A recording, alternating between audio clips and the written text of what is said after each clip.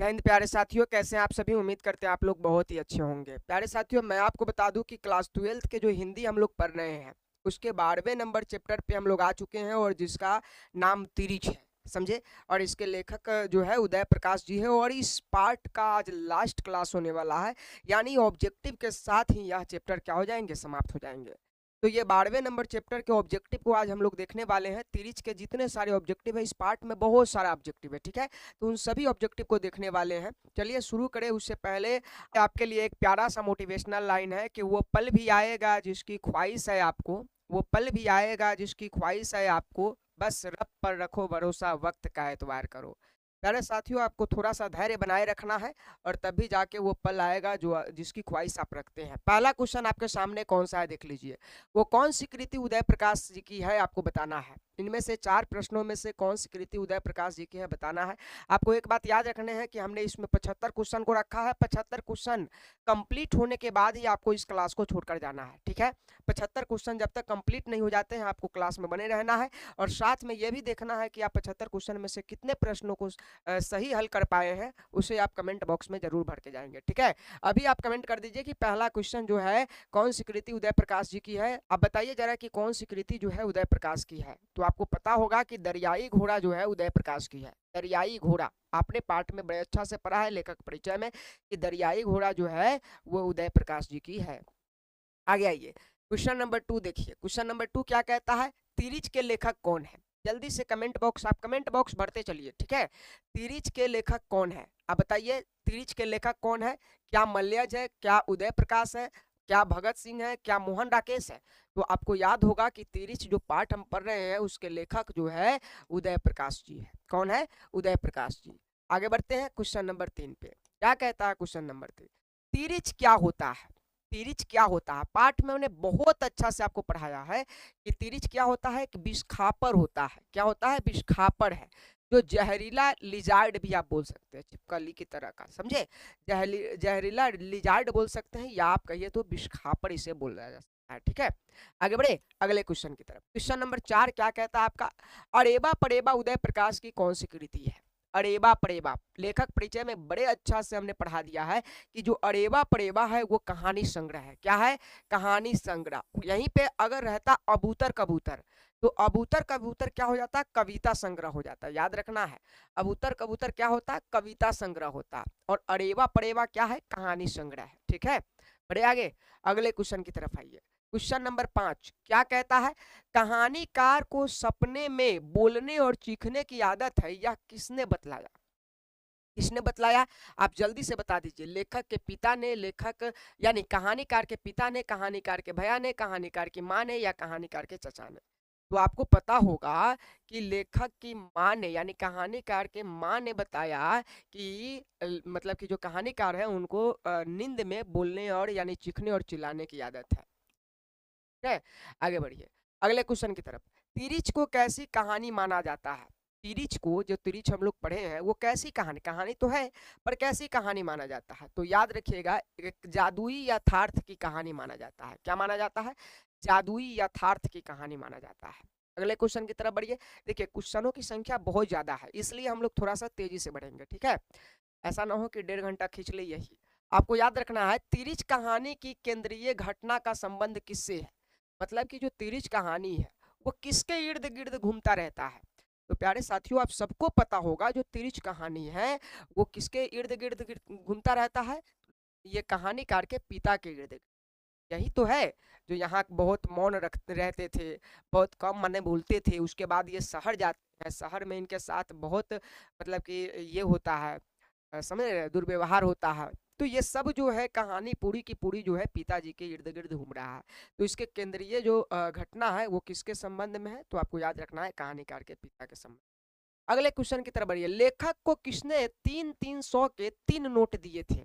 आपको याद होगा कि जब पैसा घट गया था तो जो कहानीकार के पिता है यानी लेखक के पिता, वो भेजते हैं लेखक को किसके पास, एक डॉक्टर के पास, उनका मित्र था। और याद रखिए वो डॉक्टर कौन थे, डॉक्टर पंत थे। उन्होंने 3-300 के 3 मतलब कि जो है वो नोट उनको दिए थे एक लिफाफा देने पर, ठीक है। क्या है अगला क्वेश्चन देखिए। कहता है कि लेखक के दुष्स्वप्न में सबसे खतरनाक पात्र कौन था। जो लेखक का सपना था, जो खराब सपना होता था उनका, उसमें सबसे खतरनाक पात्र कौन होता था? तो आपको याद रखना है, हाथी और तिरिच। हाथी और तिरिच उनके सपने का सबसे खतरनाक पात्र था। हाथी उनको खरीदता था, वो पेड़ पर चढ़ जाता था और उसके बाद वो जो हाथी था वहीं पर बैठ जाता था, समझ रहे? तिरिच तो उड़ उड़ कर उसको क्या करता था, लेखक को खरीदता था। तो ये दोनों जो है उनके सपने का सबसे खतरनाक पात्र है। अगले क्वेश्चन की तरफ बढ़िए। अगला क्वेश्चन, लेखक को सपने में क्या करने की आदत है? लेखक को सपने में क्या करने की आदत है? ऑप्शन है चलने की, हंसने की, बोलने की, या बोलने और चीखने की। तो हम सबको पता है, माँ ने बताया था कि लेखक को जो है बोलने और चीखने की आदत है। सपने में लेखक को बोलने और चीखने की आदत है। अगले क्वेश्चन की तरफ बढ़िए। क्वेश्चन नंबर 11 क्या कहता है? लेखक के पिताजी ट्रैक्टर से कहाँ उतरे थे? जब वो शहर जा रहे थे तो ट्रैक्टर से गए, सभी आदमी को पता है, लेकिन वो जाकर कहाँ उतरे थे? तो आप सबको पता होगा, मिनरवा काटीज के पास वो उतरे थे। कहाँ उतरे थे? मिनरवा काटीज के पास वो उतरे थे, शहर में। ठीक है, आगे बढ़िए। क्वेश्चन नंबर 12 क्या कहता है? खतरनाक सपनों में लेखक का सबसे बड़ा अस्त्र क्या था? जब लेखक सपना देखते थे तो उसमें सबसे बड़ा अस्त्र क्या था, मतलब कि वो सपनों से बाहर आने का सबसे बड़ा अस्त्र उनका क्या था? वो क्या प्रयोग करते थे? तो आपको याद होगा, आवाज। वो चिल्लाते थे और चिल्लाते चिल्लाते ही कभी कभी वो जग जाते थे। तो उनके सपनों का सबसे खतरनाक, सपनों का सबसे बड़ा अस्त्र जो था वो कौन था? उनकी आवाज थी। ठीक है, आगे बढ़िए। क्वेश्चन नंबर 13, लेखक के पिता शहर क्यों गए थे? लेखक के पिता, जल्दी से आप बता दीजिए, लेखक के पिता शहर क्यों गए थे? इलाज करवाने के लिए, किसी से मिलने के लिए, अदालत में पेशी के लिए, और सामान खरीदने के लिए? हम सबको पता है कि अदालत में पेशी के लिए वो गए थे। क्यों गए थे? अदालत में पेशी के लिए, याद रहेगा, अदालत में पेशी के लिए गए थे। अगले क्वेश्चन को देखिए। क्वेश्चन नंबर 14, कौन सी कहानी उदय प्रकाश जी की नहीं है? कौन सी कहानी उदय प्रकाश जी की नहीं है? जल्दी से बता दीजिए। तो आपको याद होगा, दरियाई घोड़ा उनकी कहानी है, मैंगो सील उनकी कहानी है, और पीली छतरी वाली लड़की भी उनकी कहानी है। वारिस जो है उनकी कहानी नहीं है। कौन कौन सी कहानी उनकी नहीं है? वारिस जो है उनकी कहानी नहीं है। अगले क्वेश्चन की तरफ बढ़िए। क्वेश्चन नंबर 15 क्या कहता है? लेखक के पिताजी को बचपन में किस रोग की शिकायत थी? लेखक के पिताजी को बचपन में कौन सा रोग का शिकायत था? तो आपको याद होगा, एपेंडिसाइटिस का उनका शिकायत था। याद रखिएगा, एपेंडिसाइटिस। कौन सा रोग था? एपेंडिसाइटिस का उनको क्या था? शिकायत था। अगले क्वेश्चन की तरफ बढ़े। अगला क्वेश्चन क्या कहता है? तिरिच कहानी के पिताजी का नाम क्या है? तिरिच कहानी के जो पिताजी बने हैं उनका नाम क्या है? तो हम सब जानते हैं, सड़क में वो अपने नाम के साथ अपने स्कूल और साथ में गांव का नाम बताते थे। तो वो क्या था? राम स्वार्थ प्रसाद। राम स्वार्थ प्रसाद एक्स स्कूल हेडमास्टर वो बताते थे, समझे? तो आपको याद रखना है, राम स्वार्थ प्रसाद उनका नाम था। अगले क्वेश्चन की तरफ बढ़िए। अगला क्वेश्चन है कि तिरिच शीर्षक पाठ में लेखक के पिताजी कितने साल के हैं?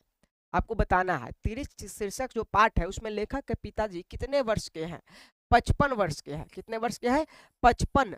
55 वर्ष के उनका उम्र है, और वो तिरिच पाठ में जो लेखक के पिताजी है। ठीक है, आगे बढ़िए। क्वेश्चन नंबर 18 क्या कहता है? क्वेश्चन नंबर 18, पंडित राम अवतार क्या थे? जो पंडित राम अवतार, आपने देखा कि ट्रैक्टर में बैठकर उनको कह रहे थे कि तिरिच के काटने से कोई नहीं बचता है, उनका उपाय ये है, मतलब कि कुछ समझा रहे थे। तो वो पंडित राम अवतार कौन थे? तो आपको याद रखना है, ज्योतिषी से और वैद्य थे, समझे? ज्योतिषी और वैद्य, ये आपको याद रखना है। पंडित राम अवतार जो थे ज्योतिषी थे और वैद्य थे। अगले क्वेश्चन की तरफ बढ़िए। क्वेश्चन नंबर 19, तिरिच कहानी के कहानीकार कौन है? तिरिच जो हम पाठ पढ़ रहे हैं इसके कहानी के कहानीकार कौन है? तो आप सबको पता है, उदय प्रकाश जी है। कौन है? उदय प्रकाश जी है। इस चैप्टर की जो कहानी है वो कहानी के कहानीकार उदय प्रकाश जी है। अगले क्वेश्चन की तरफ, 20 नंबर क्वेश्चन, कौन सी कृति उदय प्रकाश की नहीं है?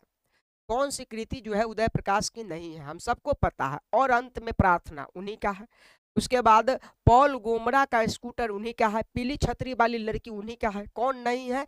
टूटा हुआ पुल। टूटा हुआ पुल उनका नहीं है। मजा ही आ जाएगा प्यारे साथियों अगर आप लास्ट तक क्वेश्चन को देखेंगे। ठीक है, आप बने रहिए और देखिए, मजा आ जाएगा। अगला क्वेश्चन क्या है? तिरिच कैसी कहानी है? तो आपको याद रखना है, प्रतीकात्मक है। कैसी कहानी है? प्रतीकात्मक कहानी है। याद रखिएगा, तिरिच कैसी कहानी है? प्रतीकात्मक कहानी है। आगे बढ़िए। अगला क्वेश्चन क्या है? देखिए, क्वेश्चन नंबर 22 क्या कहता है? पिताजी की मृत्यु कैसे होती है? पिताजी के मृत्यु कैसे होती है? बात यहाँ है कि क्या उनको जो ये लिजार्ड छिपकली जो है आप कहिए तो वो विष्ठा या तिरिछ जो काटा था उनके कारण हुआ, या धतूरे के बीज का वो काढ़ा पिए थे उनके कारण हुआ, किसके कारण हुआ था? उनकी जो मृत्यु है कैसे हुई? तो आपको याद रखना है मानसिक सदमे और अधिक रक्तस्राव के कारण उनका निधन हुआ था। ठीक है, धतूरे के बीज या जो भी है वो सब छोड़िए, मानसिक सदमे और अधिक रक्तस्राव के कारण उनका क्या हुआ था? निधन हुआ था। आगे बढ़िए, क्वेश्चन नंबर 23 क्या कहता है? उदय प्रकाश का जन्म हुआ था, कब हुआ था बताना है। उदय प्रकाश का जन्म 1 जनवरी 1952 को हुआ था। 1 जनवरी 1952 को उनका जन्म हुआ था। ठीक है, आगे बढ़िए, अगला क्वेश्चन क्या है? तिरिछ शीर्षक पाठ में बैंक के नेपाली चौकीदार का नाम क्या था? जल्दी से ये बता दीजिए आप लोग, बड़ा इंपॉर्टेंट क्वेश्चन है, जल्दी से आप बताइए तो। तिरिछ शीर्षक पाठ में बैंक के नेपाली चौकीदार का नाम क्या था? तो आपको याद होगा बैंक के नेपाली चौकीदार जो था वो थापा था। कौन था? थापा। बैंक के नेपाली चौकीदार थापा था। अगले क्वेश्चन की तरफ बढ़िए, क्वेश्चन नंबर 25 तिरिछ शीर्षक कहानी के कहानीकार के अनुसार दशहरे के दिन किस पक्षी को देखना बहुत जरूरी होता है या देखना चाहिए? तो आपको याद होगा नीलकंठ जो पक्षी है पाठ में बताया गया है कि दशहरे के दिन उसे देखना अच्छा होता है। अगले क्वेश्चन की तरफ बढ़िए, क्वेश्चन नंबर 26 क्या कहता है? पॉल गोमरा का स्कूटर किसकी रचना है? भाई पॉल गोमरा का स्कूटर जो है उदय प्रकाश की रचना है। किन की रचना है? उदय प्रकाश। समझे? अगले क्वेश्चन की तरफ बढ़िए, अगला क्वेश्चन क्या है? अगला क्वेश्चन क्या है समझिए, अगला क्वेश्चन है उदय प्रकाश की माता का नाम क्या है? जल्दी से बता देना है, उदय प्रकाश की माता का नाम क्या है? हम सबको पता है उदय प्रकाश की जो माता है उनका नाम है गंगा देवी। क्या नाम है? गंगा देवी। उदय प्रकाश की माता का नाम गंगा देवी। क्वेश्चन नंबर 28 उदय प्रकाश की रचना का नाम क्या है? इनमें से बहुत सारी रचनाएं हैं, देखना है कि उदय प्रकाश की रचना कौन है। क्या तिरिछ है, क्या शिक्षा है, क्या जूठन है, क्या प्रगीत और समाज है? तो हम सबको पता है कि उदय प्रकाश की जो रचना है वो तिरिछ है। क्या है? तिरिछ है। अगले क्वेश्चन की तरफ बढ़िए, क्वेश्चन नंबर 29 तिरिछ किस प्रकार की कहानी है या किस प्रकार की रचना है? तिरिछ किस प्रकार की रचना है? आधुनिक त्रासदी की रचना है। किस प्रकार की है? आधुनिक त्रासदी। आधुनिक त्रासदी प्रकार की रचना है ये। ठीक है, क्वेश्चन नंबर 30 देखिए क्या कहता है? उदय प्रकाश की कहानी कौन सी है? उदय प्रकाश की कहानी कौन सी है आपको बताना है। उदय प्रकाश की कहानी कौन है? हम सबको पता है उदय प्रकाश ने तिरिछ को लिखा है। उदय प्रकाश की कहानी कौन है? तिरिछ है। बढ़िए अगले क्वेश्चन की तरफ, क्या कहता है अगला क्वेश्चन देखिए, उदय प्रकाश ने किस विश्वविद्यालय से एमए किए थे? उदय प्रकाश ने किस विश्वविद्यालय से एमए किए थे? तो हम सबको पता है सागर विश्वविद्यालय से। कहाँ से? सागर विश्वविद्यालय से एमए किए थे। उदय प्रकाश किस विश्वविद्यालय से एमए किए थे? सागर विश्वविद्यालय से। ठीक है, अगले नंबर क्वेश्चन की तरफ आइए, 32 नंबर क्वेश्चन, उदय प्रकाश ने किस पत्रिका के संपादन विभाग में काम किया? उदय प्रकाश किस पत्रिका के संपादन विभाग में काम किया? दिनमान में। किस पत्रिका के संपादन विभाग में काम किया था बताइए? दिनमान पत्रिका में वो काम किए थे। ठीक है, आगे बढ़िए, अगले क्वेश्चन की तरफ बढ़िए, क्या कहता है? उदय प्रकाश जी ने किस अंग्रेजी पत्रिका का संपादन किया था? कौन से अंग्रेजी पत्रिका का संपादन उन्होंने किया था? तो आपको याद रखना है एमिनेंस का। इसका एमिनेंस जो पत्रिका है उनका संपादन उन्होंने किया था, एमिनेंस। अगला question, question number 34 Uday Prakash ji किस पत्रिका के सहायक संपादक रहे हैं? तो आपको याद रखना सहायक संपादक जो है वो किनका है? संडे मेल का। किनका है? संडे मेल जो नई दिल्ली से प्रकाशित होता था उनका वो सहायक संपादक थे। ठीक है, अगले क्वेश्चन की तरफ बढ़िए, क्वेश्चन नंबर 35 लेखक को किसने बताया कि तिरिछ में काले नाग से 100 गुना ज्यादा जहर होता है? लेखक को किसने बताया था कि तिरिछ कहानी में जो काले नाग से 100 गुना ज्यादा जहर होता है? तो आप सबको पता है उनका एक मित्र थानू। थानू ने ही बताया था कि तिरिछ में काले नाग से 100 गुना ज्यादा जहर होता है। ठीक है, अगले क्वेश्चन की तरफ बढ़िए, अगला क्वेश्चन क्या है? लेखक का थानू से कैसा संबंध है? क्या लेखक थानू का भाई है? क्या लेखक जो है थानू का दोस्त या मित्र है? चाचा भतीजा का संबंध है या मामा भागना का संबंध है? किसका संबंध है? तो आपको याद रखना है दोस्त या मित्र, आपका ये इनका संबंध है, दोस्त या मित्र का संबंध है। ठीक है, आगे बढ़िए, अगले क्वेश्चन की तरफ बढ़ते हैं, क्वेश्चन नंबर 37 क्या कहता है? थाने के एसएचओ का नाम क्या था? थाने के जो एसएचओ थे उनका नाम क्या था? हम सबको पता है कि उनका नाम जो था राघवेंद्र प्रताप सिंह था। क्या नाम था? राघवेंद्र प्रताप सिंह। क्या नाम था? राघवेंद्र प्रताप सिंह। आपको बताते चलना है, आपको अपने आप में देखते चलना है कितना क्वेश्चन आपसे सॉल्व हो रहा है। अगला क्या है? गणेशवा कौन था? गणेशवा कौन था, जल्दी से बता दीजिए। कुम्हार था, मोची था, लोहार था, भिखार था, क्या था? तो गणेशवा मोची था। क्या था? मोची था। गणेशवा कौन था? मोची था। ये याद रखना है, गणेशवा कौन था? मोची था। अगले क्वेश्चन की तरफ बढ़िए। अगला क्वेश्चन क्या है? अगला क्वेश्चन है कि किस गांव में धतूरे के पौधे मिले थे? जल्दी से आपको बताना है किस गांव में धतूरे के पौधे मिले थे। तो हम सबको पता है कि सामतपुर जो गांव है उसमें धतूरे के पौधे मिले थे। किस गांव में धतूरे के पौधे मिले थे? शामत गांव में धतूरे के पौधे मिले थे। अगले क्वेश्चन की तरफ बढ़िए। अगला क्वेश्चन क्या कहता है? पिताजी स्टेट बैंक ऑफ इंडिया की इमारत में कितने बजे पहुंचे थे? जो पिताजी थे वो स्टेट बैंक ऑफ इंडिया की इमारत में कितने बजे पहुंचे थे? तो आपको याद रखना है कि वहां 11 बजे पहुंचे थे। स्टेट बैंक ऑफ इंडिया की इमारत में पिताजी 11 बजे पहुंच गए थे। ठीक है। 40 नंबर क्वेश्चन आपके सामने है कि गांव के ग्राम पंचायत सरपंच का क्या नाम था? आपको बताना है। तो आपको याद होगा कि पंडित कंधाई राम तिवारी जो है गांव के ग्राम पंचायत सरपंच थे। ठीक है। अगले क्वेश्चन की तरफ बढ़िए। क्या है? डॉक्टर पंत ने लेखक को कितने रुपए दिए थे? जल्दी से आप बता दीजिए। डॉक्टर पंत ने लेखक को कितने रुपए दिए थे? तो हम सबको पता है कि जो डॉक्टर पंत ने लेखक को 300 रुपए दिए थे, जिसके 3 नोट 100 के 3 नोट दिए थे। ठीक है। आगे आइए 42 नंबर। अबूतर कबूतर क्या है? देखो, अरेवा परेवा क्या था? तो कहानी संग्रह था। क्या था? कहानी संग्रह। और अबूतर कबूतर क्या है? कविता संग्रह है। क्या है? कविता संग्रह। अबूतर कवितर क्या है? कविता है। अगले क्वेश्चन की तरफ बढ़िए। क्वेश्चन नंबर 42 43 क्या कहता है? पिताजी की मृत्यु कितने बजे के आसपास हुई थी? जल्दी से बता दीजिए। पिताजी की मृत्यु कितने बजे के आसपास हुई थी? यानी यह चैप्टर समाप्त होने के समय में पता चला होगा आपको।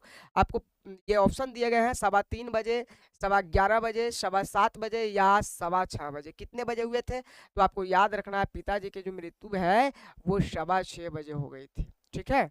आगे बढ़िए अगले क्वेश्चन की तरफ। क्वेश्चन नंबर 44 क्या कहता है? किसके सवालों में कोई खास बात नहीं थी? इसका जवाब बड़े आसानी से दिया जा सकता था। वो कौन थे? बहन।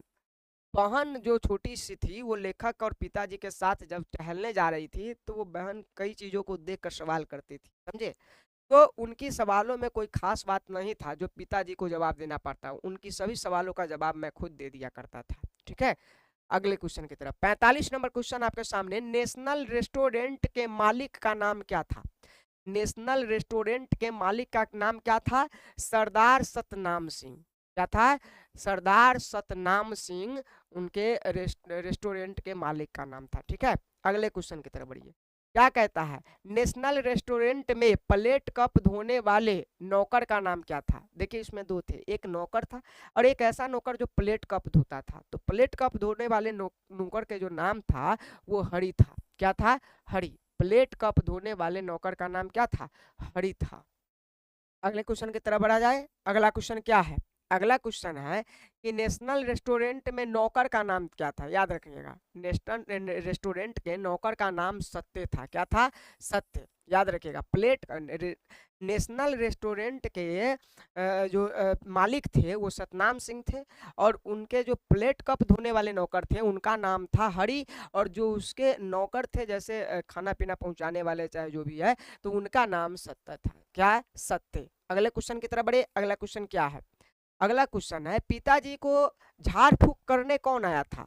पिताजी को जब तिरिच काट लिया था तो झाड़ फूक करने कौन आया था? अब ऑप्शन है आपका कि भक्ता आया था, चुटुआ आया था, डॉक्टर आया था, वैद्य आया था। तो आपको याद रखना है चुटुआ आया था। क्या आया था? डॉक्टर पे नहीं मार दीजिएगा। कौन आया था? चुटुआ आया था। समझे? अगले क्वेश्चन की तरफ बढ़िए। क्वेश्चन नंबर 49 क्या कहता है? पोटेशियम पर मैग्नेट दवा को कहाँ डाला जाता है? पोटेशियम पर मैग्नेट दवा को कहाँ डाला जाता है? नदी में, पोखर में, कुएं में या नल में? तो आपको याद रखना है कुएं में डाले जाते हैं। पोटेशियम पर मैग्नेट जो दवा है उसको कुएं में डाले जाता है। ठीक है। अगले क्वेश्चन की तरफ बढ़िए। 50 नंबर क्वेश्चन। गांव से लगभग कितने किलोमीटर दूर निकलने वाली सड़क से शहर के लिए बसें मिलती थी? शहर के लिए बस जाने वाली जो है वो कितने किलोमीटर गांव से दूर मिलती थी? तो आपको याद रखना है 2 किलोमीटर। 2 किलोमीटर जब गांव से बाहर आइएगा तो सड़क पे आने के बाद शहर को जाने वाली बसें मिलती थी। ठीक है, अगले क्वेश्चन की तरफ बढ़िए। 51 नंबर क्वेश्चन आपके सामने ये रहा, क्या है, पिताजी को धतूरे के बीज से बनी काढ़ा को किसमें मिलाकर पिलाया गया था?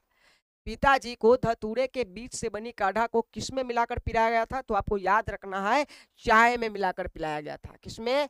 चाय में मिलाकर पिलाया गया था, समझे? ना शरबत में, ना दूध में, ना कॉफी में, चाय में। अगले क्वेश्चन की तरफ बढ़िए। क्वेश्चन नंबर 52 क्या कहता है, धतूरे का पौधा किसके खेत में खोजा गया था? तो आपको याद रखना है, धतूरे का जो पौधा है वो तेली के खेत में खोजा गया था, समझे? धतूरे का पौधा तेली के खेत में खोजा गया था। अगले क्वेश्चन की तरफ बढ़िए। क्वेश्चन नंबर 53 चट्टान के ऊपर किसका पेड़ था? बताइए जल्दी से, जामुन का, पीपल का, कीकर का या अमरूद का? जल्दी से बता दीजिए कौन सा पेड़ था? तो आपको याद रखना है, कीकर का पेड़ था। किसका पेड़ था? कीकर का पेड़ था। अगले क्वेश्चन की तरफ बढ़िए। अगला क्वेश्चन क्या है? अगला क्वेश्चन है शहद का छत्ता कहाँ लगा था? किस पेड़ पे शहद का छत्ता लगा था? तो आपको याद रखना है, जो चट्टान के ऊपर कीकर का पेड़ था, उसी कीकर के पेड़ के ऊपर क्या था?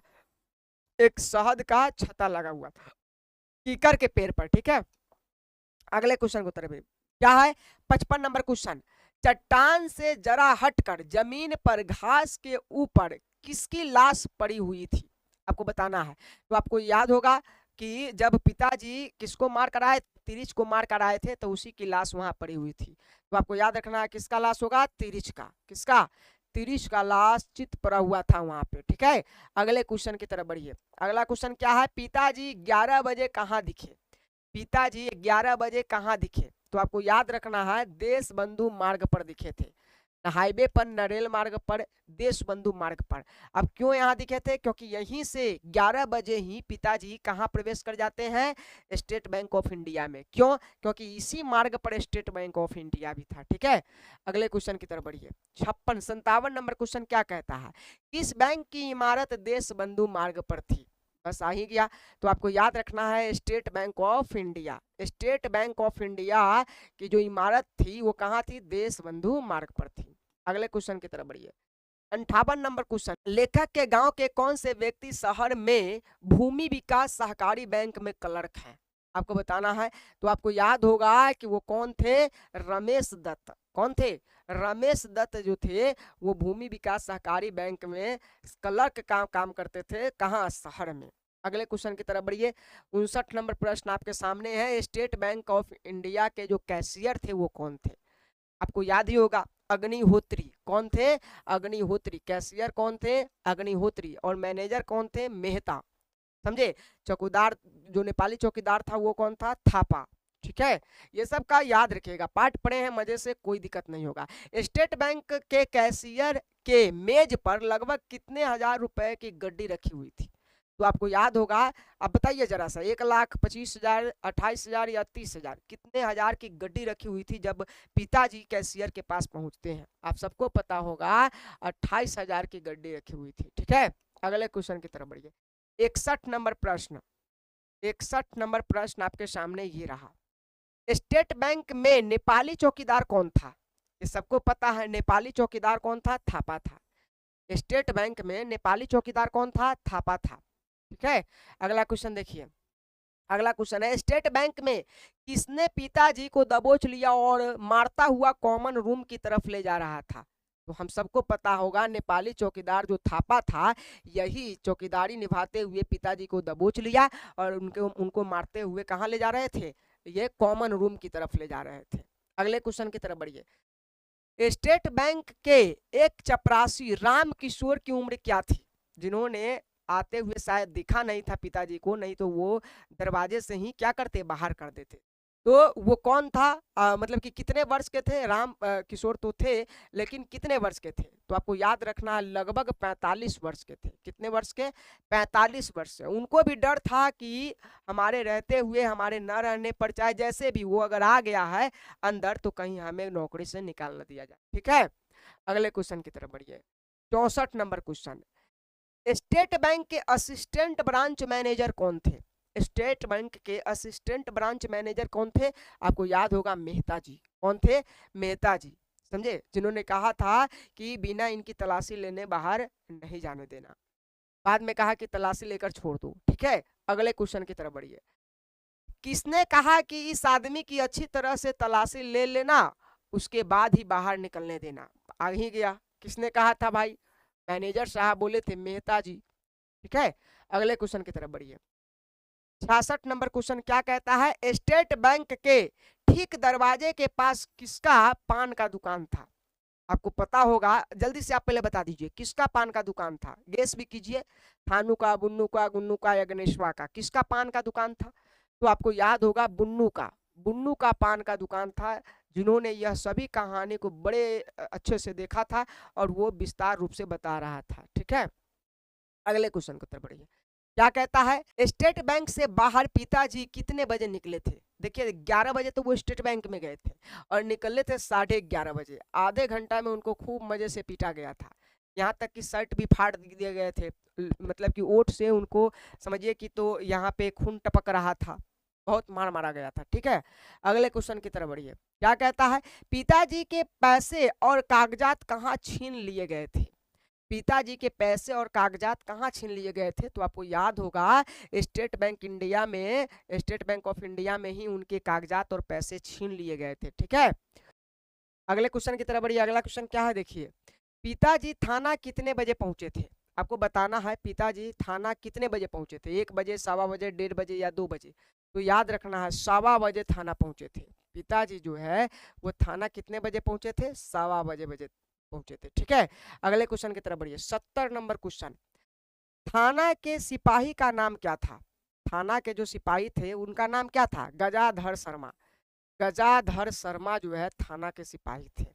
थाना के सिपाही का नाम क्या था? गजाधर शर्मा था। अगले क्वेश्चन की तरफ बढ़िए। 71 नंबर क्वेश्चन क्या कहता है? शहर के बिल्कुल उत्तरी छोर पर बसी सबसे संपन्न कॉलोनी कौन थी? बात समझ रहे हैं? शहर के उत्तरी छोर पर बसी हुई सबसे संपन्न कॉलोनी कौन सी थी? आप सबको पता होगा इस कॉलोनी का नाम इतवारी कॉलोनी। कौन सी कॉलोनी? इतवारी कॉलोनी। ठीक है, अगले क्वेश्चन की तरफ बढ़िए। 72 नंबर क्वेश्चन आपके सामने ये रहा। सरदार सतनाम सिंह ढाबा बंद कर डिलाइट टॉकीज में कौन सी फिल्म देखने चले गए थे? तो आपको याद रखना है कि वहां पर जो फिल्म देखने गए थे उस फिल्म का नाम था आन मिलो सजना। कौन सा फिल्म था? आन मिलो सजना, ये फिल्म का नाम था। क्वेश्चन नंबर 72-73 को देखिए। गणेशवा की गुमटी किस सड़क पर थी? गणेशवा की जो गुमटी थी किस सड़क पे थी? जल्दी से आप कमेंट बॉक्स भर दीजिए, किस सड़क पे उनकी गुमटी थी? तो आपको याद रखना है सिविल लाइंस, सिविल लाइंस सड़क पे उनकी गुमटी थी। ठीक है, अगले क्वेश्चन की तरफ बढ़िए। 74 नंबर क्वेश्चन क्या कहता है? पिताजी गणेशवा की गुमटी में कितने बजे पहुंचे? पिताजी जो थे गणेशवा के गुमटी में कितने बजे पहुंचे थे? तो याद रखिएगा 6 बजे के आसपास वो गुमटी में पहुंचे थे। 6 बजे के आसपास वो कहाँ पहुंचे थे? गणेशवा की गुमटी में पहुंचे थे। अगला क्वेश्चन, ये लास्ट क्वेश्चन आपके इस चैप्टर का, क्या है? पिताजी की मृत्यु कितने तारीख को हुई थी? पिताजी की जो मृत्यु है वो 17 मई 1972 को हुई थी, ये याद रखना है। पिताजी की जो मृत्यु है वो 17 मई 1972 को हुई थी। उम्मीद करते हैं साथियों ये क्वेश्चन आंसर जो है आपको बहुत अच्छा से समझ में आ गया होगा और इस तरह से आपका इस पार्ट का शुभ समापन होता है। ऑब्जेक्टिव के साथ ही यह पार्ट जो होते हैं समाप्त हो जाते हैं। प्यारे साथियों, अगर यह वीडियो आपको बहुत अच्छा लगा हो, यूजफुल लगा हो, समझे, तो आप जरूर वीडियो को शेयर कर दीजिएगा, अपने साथियों को बताइएगा कि यहाँ से अब हिंदी की तैयारी बहुत अच्छी की जा सकती है, क्योंकि 12 चैप्टर आपके समाप्त कर दिए गए हैं।